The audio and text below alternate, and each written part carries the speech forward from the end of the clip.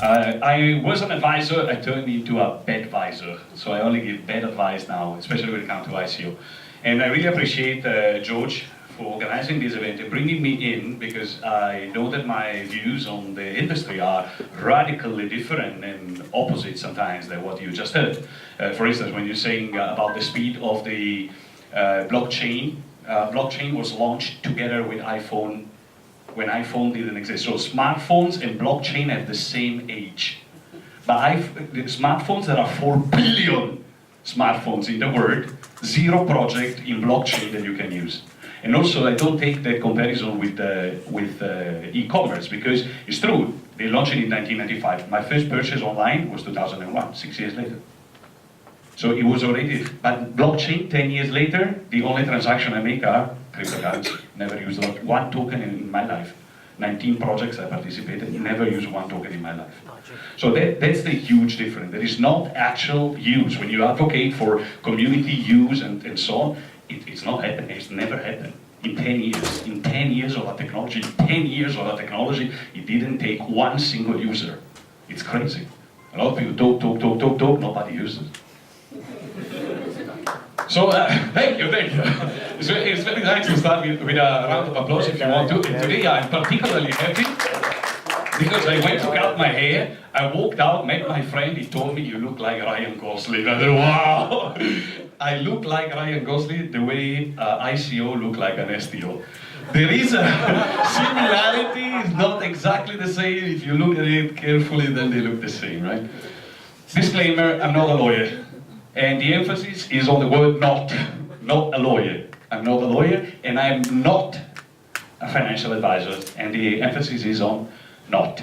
Not being a lawyer or being a financial advisor is good or bad, but whatever I say, take it just as an information. There's in no way I meant to move you in one side or the other side of the investments. I like memes a lot. I got Imgur as an application, as my favorite app. It's my favorite app. So I told them to buy Bitcoin, and they say the financial advisor advised them not to. It's so funny to take now the memes of 2 years ago where everyone was bragging about how much money they were making with Bitcoin, and I was one of them, of course, I was one of them. Also, a serious disclaimer, the pictures are taken for fair use. So I take the material, this education, I'm not making any money out of it. Fair. Recap of what have happened, the past, the present, and the future. And it's so nice how it falls in place with the animals. 2017, the bull. 2018, the bear. Yeah, you say, hodl, bro. 2019, that's what I call the crypto elephant in the room. And I have to thank my friend Patrick here in front that brought to my attention a lot of interesting topics on the account from compliance and from banking. So he's got a lot of experience in that area. And he say, the elephant in the room in this case is, let's look at the bear. What is the bear? Have you ever Googled bear market? What does it come up? It says that a market in which share prices are falling, encouraging selling. And the emphasis is on? Huh? Not prices. Share prices. Share prices. Share prices. So then cryptocurrency are a form of investment. And if they are a form of investment and tokens are a form of investment, then every ICO is a security. Simple as that. And are ICO tokens form of investment? Of course. As long as you talk about, if you talk about bear market, if you don't talk about bear market, it's okay. If you talk about bear market is shares. Shares, if you apply to tokens, ICO tokens, then that's an investment. My opinion is that ICO was just a simple way to sell securities to non-accredited investors. No wonder, and luckily, 98.3% are no longer around. Utility, same logic. Everyone goes on the stage. I've been around the world. I was blessed speaking all over the world in all the cryptocurrency events. At the point they said I was the 13th most influential person in the industry. It really made me very happy. I don't know if it's true, but It made me very happy, and I went carry on saying the same thing. Wherever I went, whichever pitch I heard more than 200 pitches last year.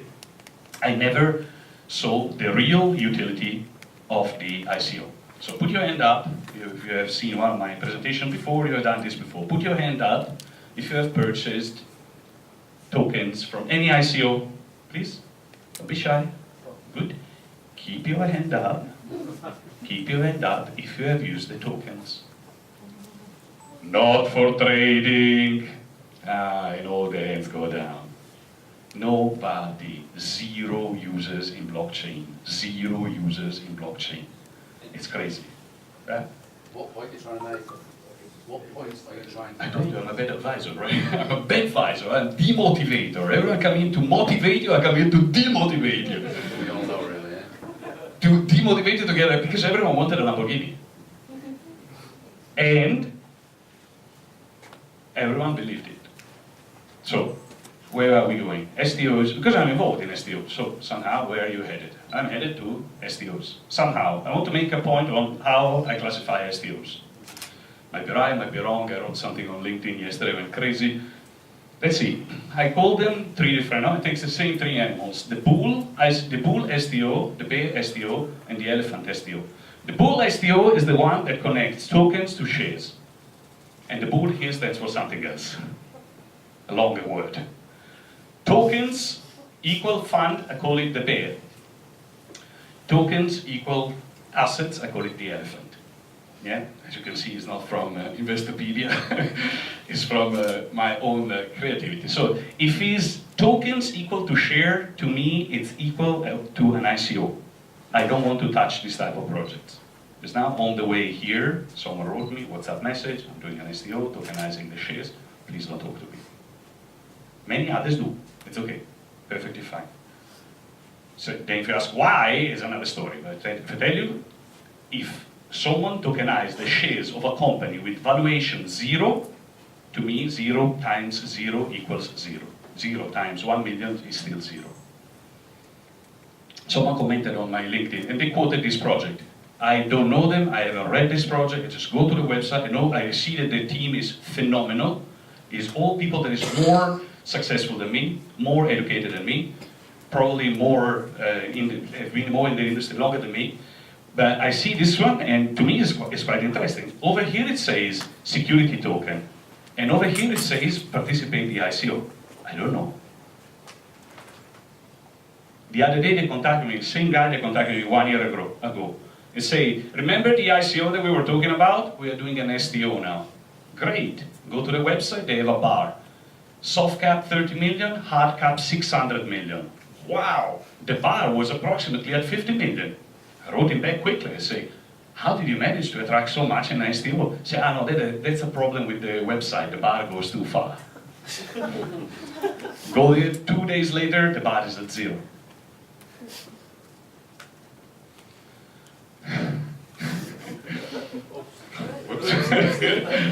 There was another slide. Then there are the other STOs, those that are tokens. I also have to credit Patrick for this. Thank you, Patrick. STOs, where they have tokens, where you buy tokens associated to the funds that are purchasing assets. You're not purchasing the asset itself, you're purchasing a fund, shares in a fund or part of a fund. So it's not the shares of the company that you don't own, but it's actually a real fund.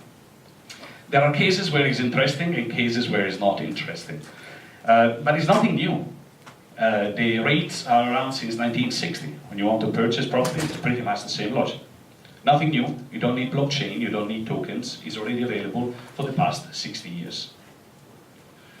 Then the third type, the third kind of STOs, the elephants, the one that I like the most. And I will make it according to my classification, which again is not from Investopedia, Blockopedia, it's just my idea of how it should be. I asked 2 questions. Can you split it? Can you transport it? If you can split it and you can also transport it, then it's worth doing a STO with tokens linked to the physical asset. What can be split and transported? Wine, whiskey. You buy a cask, you bottles, send it over to wherever you live, and you got back your investment. In case you want to exit, you can exit in money or you can exit in products. Secondly, can be split? Yes. That can be transported? No. This is one of the projects that I'm working at now. It's a machinery. It's a machinery that produces lithium batteries. We're doing the fundraising now. This lithium battery is 1 million batteries per year, is the output. I can split the output of the machinery, but I cannot move the machinery. I cannot invest on the machinery, but I can invest on the output of the machinery. Then there is another area, which is where you cannot split, but you can transport. Classical example, art. I might be involved in an art project starting this month. Gold, I was involved in a project with gold 2 years ago. Diamond, I heard many trying to do it, but it's practically, virtually, nearly impossible to do diamonds projects now with blockchain. Lastly, although there are many that claim they are done, of course. Lastly, cannot be split, cannot be transported. Properties, forestry. I find forestry super exciting. I used to live in the Middle East. Palm trees, about $10,000 Singapore dollars. A wealthy gentleman that I know bought 2,000 of them. Bought 2,000 palm trees. And then he said, I leave them for my kids. Fantastic. How do I invest in palm trees from Singapore? How do I invest $1,000 on a palm tree? I can't, because it costs $10,000. Either I buy the whole palm, and one, they don't sell retail, they only sell wholesale. So it's an interesting thing to tokenize. I buy $20 worth of a palm tree in the Sultanate of Oman. When the palm is sold to the United Emirates, they build a new highway, 500 palms are displaced, I get paid. Interesting. There's a logic. I sit here at my computer in Singapore and I do all that. But the presentations of the X who killed the bull and the bear. And this, how many people from exchanges here?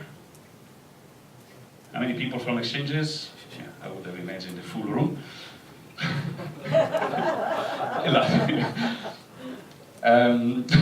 So forgive me, but today someone posted this one on Twitter. They say, this is the reason why I think Bitcoin will easily exceed gold market cap.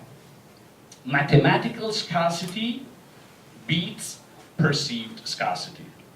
I read this stuff and I think, is that true? And I carry on reading. Perceived scarcity comes only from the technological limitations of today. Sounds beautiful. You cannot disagree with someone who writes something like that. Then you read what they have written here down. They are quoting a project that it might happen in sometimes in future. And you say that every person could have billions of dollars worth of gold and iron if we only could go to explore other planets. Okay. Leave alone the old story, which falls in the first category. But that part about the mathematical scarcity, and this one I heard it time after time after time, everyone that pitched me an ICO, our tokens are limited. That's what's going to make, to drive the price up, we keep the tokens limited. Imagine if there was only one token.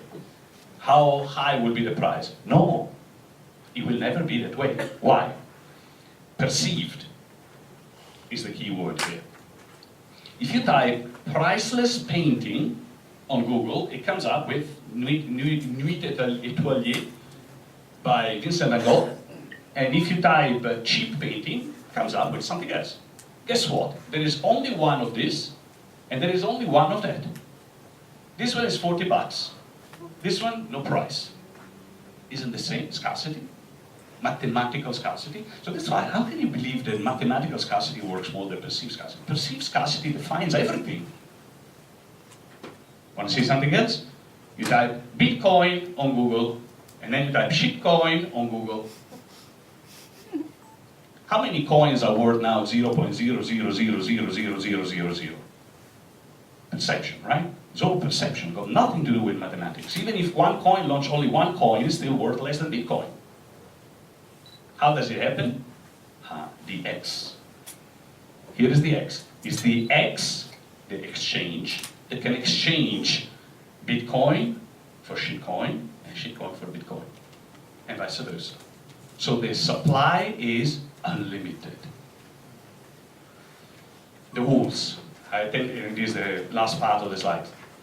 I attended so many conferences. I see so many pictures. Everyone that sells, like now with the thanks to blockchain technology, we are going to give the power of your data back to you. Because only Google and Facebook monetize. So Google and Facebook are the bad guys. Guys, last week, half of the world crypto community were in Singapore because of the other two giants. The market now is Huobi and Binance.